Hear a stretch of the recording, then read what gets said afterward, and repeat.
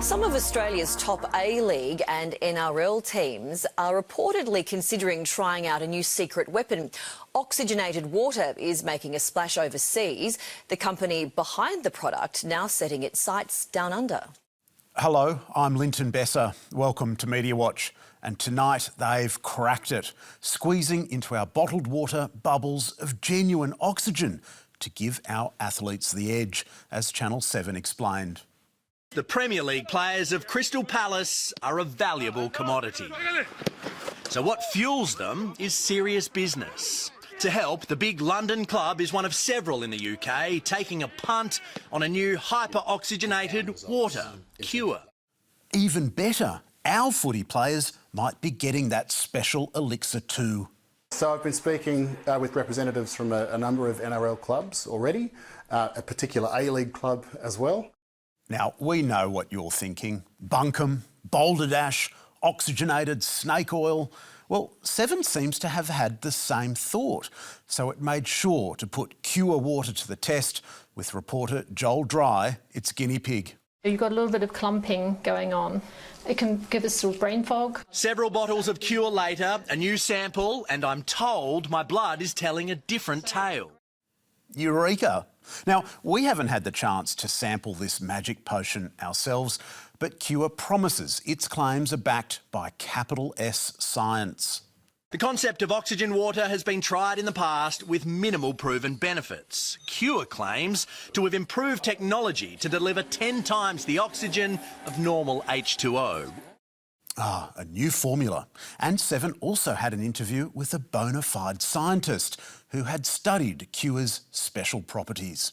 Yes, Cure certainly seems to facilitate oxygen getting into the body. Seems to?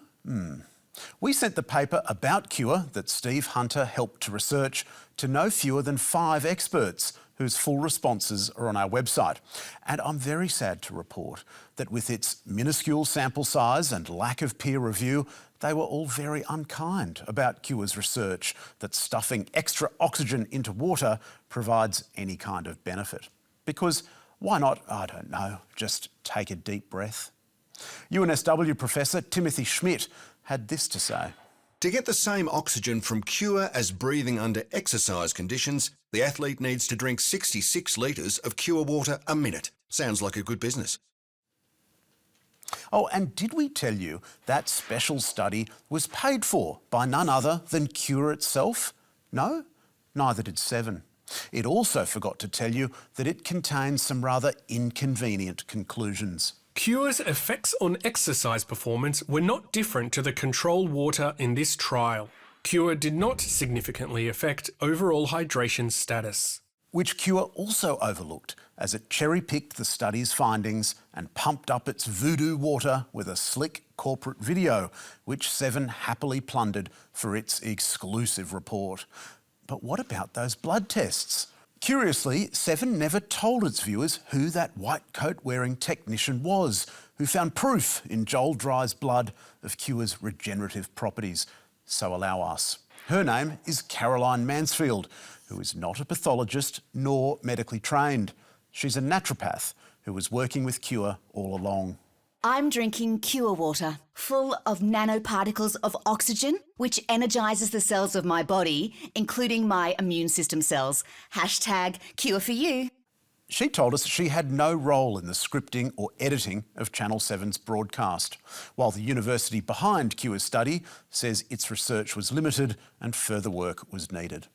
Actually, our favourite beverage company has been hiding its light under a bushel, because when you scroll through Cure's library of supportive research, you discover a 25-year-old German paper claiming oxygenated water could also be, wait for it, a cure for cancer.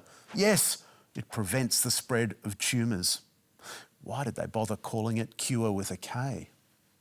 Cure defended its product as beneficial for consumers and explained that its paid-for research Was not presented as conclusive evidence for any medical, therapeutic or diagnostic claims. It represents the beginning of a journey, not the final word. Joel Dry and Seven said they were careful to attribute to Cure its wild claims, while Seven's spokeswoman rapped us over the knuckles for our temerity. Is this really the best Media Watch has to offer this week, while the world is in global turmoil thanks to Trump tariffs and Australia is in the middle of a federal election campaign? In fact, we're thrilled to bring you this segment because for as long as news networks continue to plump up the bogus claims of abracadabra products and quack science, they're keeping Media Watch in such fine fettle that we can just order plain tap water. Hold the poppycock. And now, a cautionary tale for those about to embark on an overseas adventure. Australian mum's overseas ski trip turns to nightmare following horror US accident. 52-year-old Holly Bisnett was carving up a Connecticut ski resort when she came unstuck, snapping her shin. News.com.au had the scoop just last month. The real sting, however, came after the surgery, when the invoice arrived for Around $120,000, along with their additional flight costs of $24,000. the American hospital bill, a genre unto itself. But worry not. Holly Bisnett was a clever cookie and had Insured snow cover was included in her policy, meaning the six-figure bill dwindled to zero. Without travel insurance, which she had taken out with one cover, she doesn't know how they would have faced the bills. Phew. One cover insurance saves the day. Weird thing though, the company seems to have saved Holly's day, according to Nine's rival website, back in 2023. And despite the 2-year interlude between her interrogations by Nine and news.com.au, Holly managed to stick to her story word for word. The kids and I were having a really great morning, and I had just said to them, I feel like I'm skiing the best I've ever skied, and that was the kiss of death for me. Weirdly, the two competing journalists themselves managed to come up with nearly identical phrases too. After a week spent in New York sightseeing, Holly and her family headed north for some family time and to visit a few local resorts. Put enough monkeys and typewriters together, who knows what might happen. Because lightning has struck this literary work 3 times. After a week spent in New York sightseeing, Holly and her family headed to Connecticut for some family time and later the local ski resorts. As you've no doubt guessed, the real author was a publicity peddler employed by the insurance company, whose words and photographs were greedily lifted by our faithful correspondents. In fact, One Cover's grandiosities have been so compelling, they've proved almost irresistible to the 21st century's digital scribes, like Elizabeth Rump's expensive fall in Honolulu, and Sarah Lancaster's $60,000 tangle with this cuddly Nicaraguan moggy.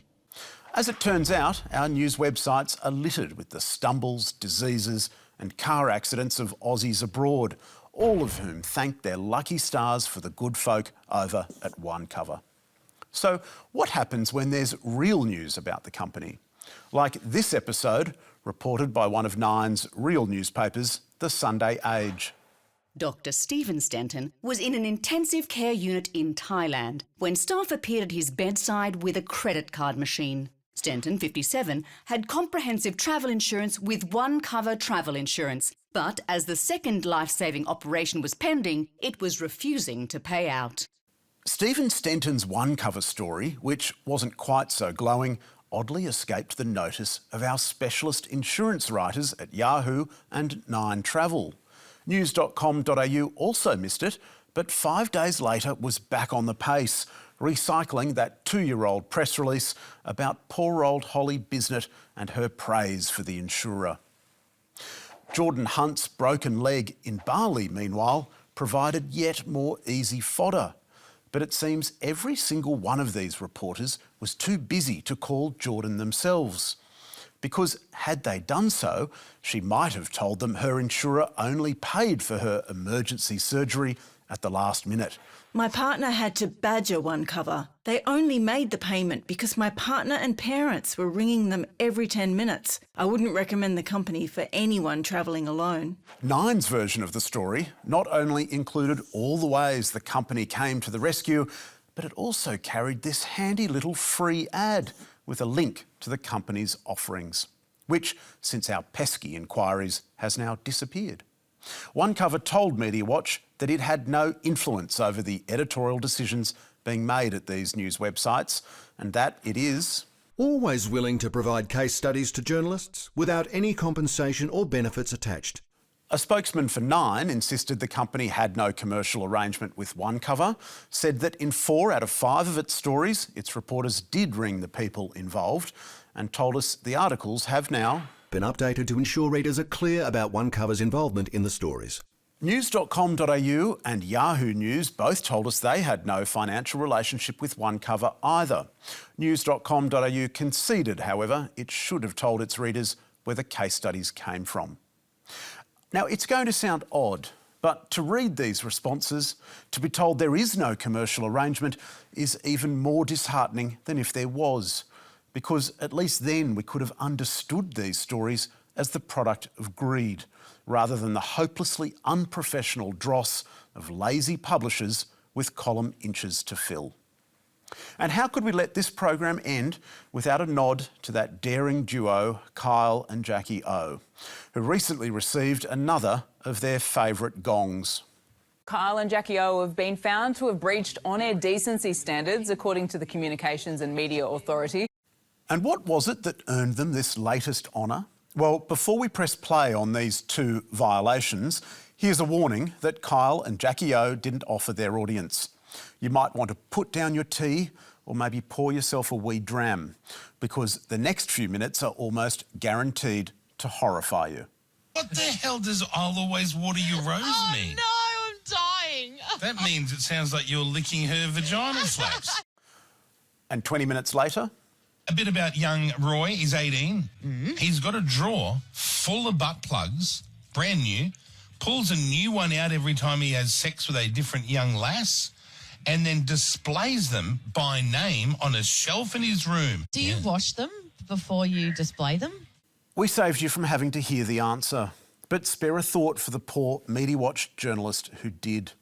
The regulator's latest sanction makes Kyle and Jackie O the most indecent radio program of the past 15 years, their 6th breach since 2010, outstripping their competitors by a country mile, with a ready supply of tasteful segments like this from 2008, where a man is asked to identify his partner based on her genitalia. Okay, you ready, girls? Okay, disrobe, and then we will take 10 seconds for him to identify. Okay, go. Their latest breach of community standards from June last year came as the pair entered the Melbourne radio market, which recoiled in reply. So in January, the pair promised a clean-up of their act, which Senator Sarah Hanson-Young noticed has been going very poorly indeed. Even just since the 20th of January, there is a litany of content that I've been given. Kyle and Jackie O's employer, ARN, has faced repeated enforcement action by the Australian Communications and Media Authority, which included sensitivity training and the employment of a censor, all of which has clearly worked a treat. This morning, the ACMA told us that it is restrained by the regulatory regime it administers and that it has taken an escalating set of enforcement actions available to it, which included court-enforceable undertakings. ARN told us it will continue to engage with the regulator and the Kyle and Jackie O show takes on audience feedback and constantly evolves, and this process will further inform that. But there's more to come, because as the ACMA pointed out to us, it has opened 2 further investigations into what it describes as possible systemic issues on the program. Yes, only possible at this juncture, because what could possibly be systemic about the fact that almost half of the 321 complaints made across the entire commercial radio sector in 2023 to 2024 were made about this one radio show? Now, you're not going to enjoy this, but to show you just how impoverished Australia's regulation of commercial radio is, we feel obliged to give you another taste of what KISS FM listeners are hearing between 6 a.m. and 10 a.m. over the loudspeaker in their local coffee shop or on their car radio. A discussion 4 months ago of abandoned ideas for on-air competitions that they just had to share. And another warning, it really is appalling. This segment involves a contestant bending over and two different penises will be in... No. What is it? Inside of them. Is it your partner or is it your dad? That's disgusting. Who thought of that? Hey, that's a great idea. And just a wee reminder, both Peter Dutton and Anthony Albanese have chosen to endorse these fine program makers with repeated appearances on their show. So congratulations to the ACMA, congratulations all. What a fine legacy. And that's all from us tonight. Be sure to check us out on iView as well as X, YouTube and Facebook. You can find full statements on our website and don't forget to send us your tips. I'll see you next week.